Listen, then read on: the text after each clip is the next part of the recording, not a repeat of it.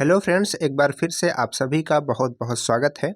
आज की वीडियो में हम लोग पढ़ेंगे स्टीम इंजन के पार्ट्स के बारे में, उसके कंपोनेंट्स के बारे में। इसकी पिछली वीडियो में हम लोगों ने स्टीम इंजन क्या होता है उसके बारे में समझा था और उसका क्लासिफिकेशन देखा था, और उसमें हमने आपको नोट्स भी प्रोवाइड की थी, जहां से आप उन चीज़ों को लिख भी सकते थे। तो आज की वीडियो में भी हम आपको नोट्स प्रोवाइड करेंगे और सारी चीज़ें अच्छे से क्लियर करेंगे। सबसे पहले हम लोग एक एक पार्ट को अच्छे से समझ लेंगे और लास्ट में आपको उसकी नोट्स मिल जाएगी, आप उसको स्क्रीनशॉट करके अपने कॉपी में लिख सकते हैं। तो देखिए, स्टीम इंजन जो होता है बहुत अलग अलग तरह के होते हैं। तो यहाँ पर हमने एक इसका मॉडल लिया हुआ है, आप यहाँ पर इमेज में देख सकते हैं, इसका मॉडल है। तो अगर आप 3D व्यू देखेंगे तो आपको कुछ इस तरीके से ये जो स्टीम इंजन है वो दिखेगा। लेकिन अगर आप इसका 3D व्यू देख करके समझना चाहेंगे कंपोनेंट्स, तो वहाँ पर समझने में थोड़ी सी प्रॉब्लम होगी।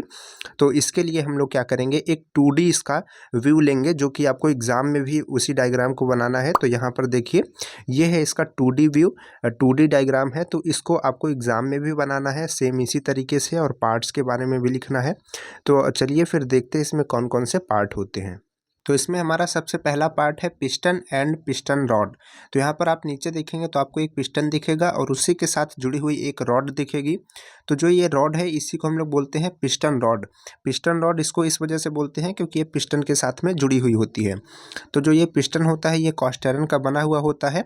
अब देखिए इसका काम क्या होता है। इसका काम होता है, ये जो सिलेंडर आपको दिख रहा है, ये ब्लॉक दिख रहा है खाली जगह, इसी में A to B क्या करना, मूवमेंट करना। तो ये इधर से इधर क्या करता है, मूवमेंट करता है। यहाँ पर आप एनिमेशन में देख सकते हैं, ये इस तरीके से मूवमेंट करता रहता है। और जो हमारा स्टीम होती है उसको कंप्रेस करता है, फिर स्टीम इसको पुश करती है, तो ये पीछे जाता है फिर आगे जाता है। तो इस तरीके से इसमें रेसिप्रोकेटिंग मोशन होता रहता है। तो ये पिस्टन होता है, पिस्टन के साथ कनेक्ट होता है पिस्टन रॉड। इसके बाद सेकंड पार्ट है पिस्टन रिंग्स। तो देखिए, जो पिस्टन रिंग्स होती है बहुत ही इंपॉर्टेंट पार्ट होता है, बहुत ही इसका इंपॉर्टेंट काम भी होता है। वाइवा वगैरह में भी इसका क्वेश्चन पूछ लिया जाता है कि पिस्टन रिंग क्यों यूज की जाती है। तो इसको बहुत ही ध्यान से देखिएगा। यहाँ पर तो इस डायग्राम में आपको पिस्टन रिंग्स नहीं दिख रही कहीं पर, लेकिन जो पिस्टन रिंग्स होती है, जो पिस्टन होता है उसके आउटर पे लगी होती है। यानी कि यहाँ पर अगर आप दूसरा डायग्राम देखेंगे, ये दूसरा डायग्राम है, तो इसमें आप देख रहे हैं कि ये पिस्टन है, इसमें बाहर की तरफ एक रिंग्स लगी है। तो इसका क्या काम होता है, इसका काम होता है कि जैसे जब पिस्टन मूव करता है, क्योंकि जो पिस्टन होता है वो सिलेंडर को इंड टू इंड टच में रहता है, यानी कि दोनों साइड क्या रहता है, टच में रहता है, और स्टीम को कंप्रेस करता है, दबाता है। तो उसकी वजह से क्या होता है कि अगर हम किसी भी चीज़ को दबा रहे हैं तो वो बाहर से निकलने की कोशिश करेगी। तो अगर हम पिस्टन रिंग्स लगा कर रखेंगे तो वो जो भी जगह थोड़ी बहुत बचती है उसको क्या करता है, एकदम बंद करके रखता है। तो इसके वजह से हम लोग पिस्टन रिंग्स लगाते हैं, ताकि उसके बीच जो क्लियरेंस गैप है वो गैप जो है एकदम दूर हो जाए, और थोड़ा सा भी जो स्टीम है वो बाहर ना पाए, एकदम टाइटली जो है वो मूव करे जो हमारा पिस्टन है सिलेंडर के अंदर में। तो इस वजह से इसका यूज किया जाता है। और यहाँ पर आप देख सकते हैं ये किस तरीके से बनी होती हैं, किस तरीके से लगी होती हैं। आई होप आप इसका काम समझ गए होंगे। इसके बाद नेक्स्ट पार्ट आता है कनेक्टिंग रॉड। तो देखिए, आप डायग्राम में देख रहे हैं कनेक्टिंग रॉड को। तो देखिए ये कहाँ पर लगा हुआ है, पिस्टन रॉड जो होती है उसके बाद में लगा हुआ है कनेक्टिंग रॉड। यानी कि जो पिस्टन रॉड और कनेक्टिंग रॉड जो होती है, इन दोनों को बीच में कनेक्ट किया गया है, और वो कनेक्ट किया जाता है जहाँ पर कनेक्ट होता है उसको हम लोग बोलते हैं क्रॉस हेड। तो अभी क्रॉस हेड का भी हम आपको काम बताएंगे, पहले कनेक्टिंग रॉड का समझिए। तो जो कनेक्टिंग रॉड होती है वो कहाँ से जुड़ी हुई होती है, वो जुड़ी हुई होती है पिस्टन रॉड से लेकर के क्रैंक तक। ये क्रैंक आप देख सकते हैं यहाँ पर है। तो क्रैंक और पिस्टन रॉड को जोड़ने वाला जो भी कंपोनेंट्स होता है, जो भी रॉड होती है, उसको हम लोग कहते हैं कनेक्टिंग रॉड। ठीक है, इसी वजह से इसको हम लोग कहते हैं कनेक्टिंग रॉड, क्योंकि ये कनेक्ट करता है। इसके बाद नेक्स्ट पार्ट का नाम है क्रॉसहेड। क्रॉसहेड के वर्क को बहुत ही ध्यान से समझिएगा। देखिए, किसी भी इंजन में क्या होता है, कोई पिस्टन होता है जो कि रेसिप्रोकेटिंग मोशन करता है, यानी कि केवल आगे पीछे करता है। और हमको बाहर कैसी पावर मिलती है, रोटेशन में देखते हैं तो हमको जो हमारा मेन शैफ्ट होता है या फिर पहिया होता है वो घूमता हुआ दिखता है।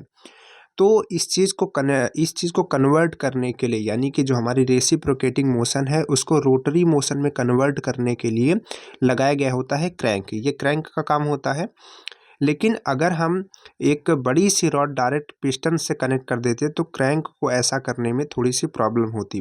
तो हमने क्या किया, पहले एक बीच में क्रॉस हेड लगा देते हैं। तो इससे क्या होता है कि जो रेसिप्रोकेटिंग मोशन है, पहले जहाँ तक क्रॉस हेड है वहाँ तक रेसिप्रोकेटिंग मोशन ही होता है, उसके बाद से क्रैंक तक में उस चीज़ को रोटरी मोशन में कन्वर्ट किया जाता है।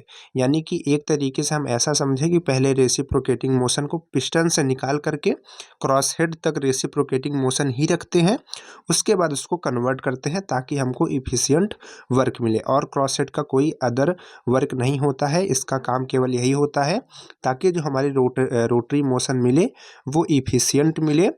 इस वजह से हम क्रॉस हेड का यूज करते हैं। इसके बाद नेक्स्ट पार्ट है सिलेंडर, जो कि सिलेंडर शेप के होने के कारण ही इसका नाम सिलेंडर रखा गया है।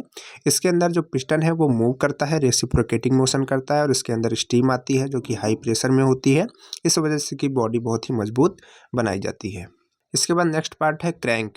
क्रैंक का काम हमने आपको वैसे समझाया, फिर भी आप एक एनिमेशन यहाँ पर देखिए कि किस तरीके से ये रेसिप्रोकेटिंग मोशन को रोटरी मोशन में कन्वर्ट कर देता है। यहाँ पर आप एक अरेंजमेंट देख सकते हैं, डायग्राम यहाँ पर एनिमेशन। तो इसमें आप देख रहे हैं कि रेसिप्रोकेटिंग मोशन को ये रोटरी मोशन में यानी कि रोटेशन मोशन में कन्वर्ट कर देता है।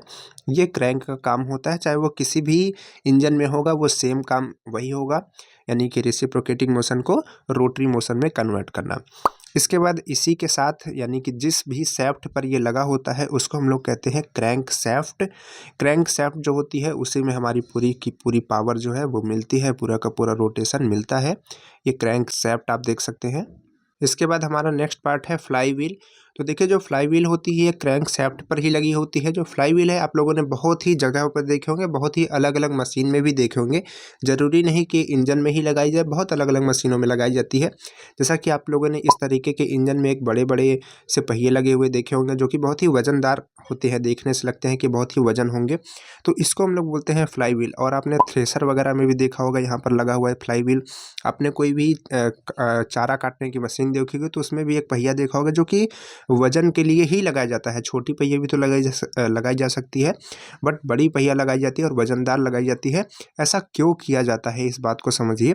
तो ऐसा इस वजह से किया जाता है जैसे कि जब हम किसी वज़नदार चीज़ को अगर मान लीजिए तेज़ी से चला देते हैं, इसको घुमा देते हैं, तो फिर अगर हम इसको रोकने की कोशिश करेंगे, मान लीजिए कि हम इसको तेज़ी से घुमा दें और एक बार में इसको हम अपने हाथ से पकड़ करके रोकने की कोशिश करेंगे तो हमको खुद से ही ये खींच ले जाएगा, यानी कि पूरे हमारे हाथ को उखाड़ सकता है अगर हम अपने हाथ को बहुत ही तेज़ी से इसके साथ पकड़ लेंगे तो।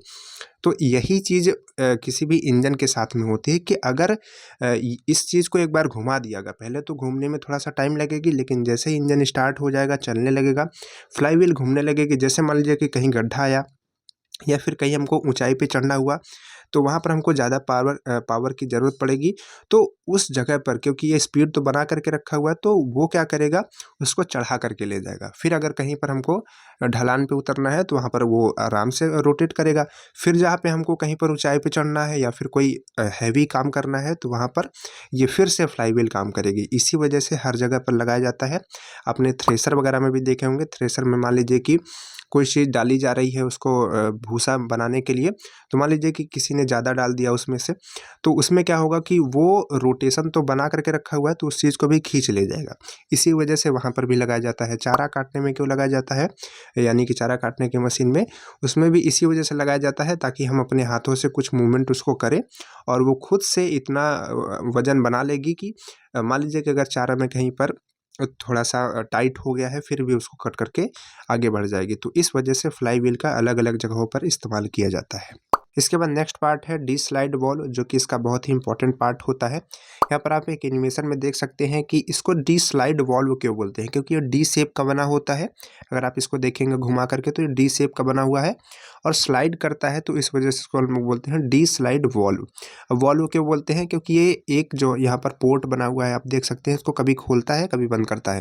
यानी कि जब ये एक साइड को खोलेगा तो दूसरी साइड वाले को बंद करेगा, दूसरी साइड को खोलेगा तो पहली साइड वाले को बंद करेगा। तो इस वजह से इसको हम लोग क्या बोलते हैं, डी स्लाइड वॉल्व। तो इसका काम क्या होता है कि स्टीम को एक बार इधर की तरफ से भेजना और एक बार इधर की तरफ से भेजना, इसका यही काम होता है। इसी के जैसा काम करने के लिए एक वॉल्व और होता है, उसका नाम होता है पिस्टन वॉल्व। सेम उसी तरीके से वो भी काम करता है, लेकिन वो डी शेप का नहीं होता है, वो पिस्टन टाइप का बना होता है। इसी वजह से उसको हम लोग बोलते हैं पिस्टन स्लाइड वॉल्व। इसके बाद नेक्स्ट पार्ट है एसेंट्रिक, जो कि बहुत ही कन्फ्यूजन करता है, बच्चे भी इसको भूल जाते हैं, लेकिन आज के बाद आप इसको भूलेंगे नहीं। तो देखिए एसेंट्रिक का क्या काम होता है। जिस तरीके से क्रैंक का क्या काम होता है कि रेसिप्रोकेटिंग मोशन को रोटरी मोशन में कन्वर्ट करना, तो उसी तरीके से एसेंट्रिक का काम होता है रोटरी मोशन को रेसिप्रोकेटिंग मोशन में कन्वर्ट करना। तो ये किस तरीके से करता है, यहाँ पर आप एक एनिमेशन देख सकते हैं, इसमें समझ सकते हैं। जब आपको इसकी वर्किंग समझाएंगे तो आपको उसमें बताएंगे कि किस तरीके से ये काम करता है एसेंट्रिक। और एसेंट्रिक रॉड तो आप समझ रहे हैं, जो एसेंट्रिक से जुड़ा हुआ है उसको हम लोग एसेंट्रिक रॉड कह देंगे। तो इस तरीके से इसके सारे पार्ट्स होते हैं। अब यहाँ पर आप ये समझ लीजिए कि स्टीम इसमें सप्लाई कहाँ से की जाती है। तो देखिए यहाँ पर एक वॉल्व खुला हुआ होता है, यहाँ से हम लोग ऊपर की तरफ से स्टीम को सप्लाई कर सकते हैं। और जो स्टीम का एग्जॉस्ट पोर्ट होता है वो यहाँ पर होता है। यहाँ पर आप देख सकते हैं, ये नाम भी लिखने के लिए बताया गया है, आप यहाँ पर डायग्राम में देखेंगे तो आपको और क्लियर हो जाएगा। तो इसका यहाँ पर एग्जॉस्ट पोर्ट होता है, जो कि पीछे की तरफ से स्टीम बाहर निकल जाती है। तो इस तरीके से के सारे पार्ट्स के बारे में हमने आपको बताया, डिस्कस किए। आई होप आपको बहुत अच्छे से क्लियर हो गया होगा। अब इसके बाद इसके सारे पार्ट्स की यहाँ पर जो ये लिखने के लिए है, आप इसको स्क्रीनशॉट कीजिए, अपने कॉपी में इसको लिखिए और अच्छे से समझिए। इसकी पिछली भी वीडियो को देखिए, उसमें हमने आपको क्लासिफिकेशन और इसका इंट्रोडक्शन समझाया था। चलिए फिर मिलते हैं नेक्स्ट वीडियो में, तब तक के लिए बाय बाय।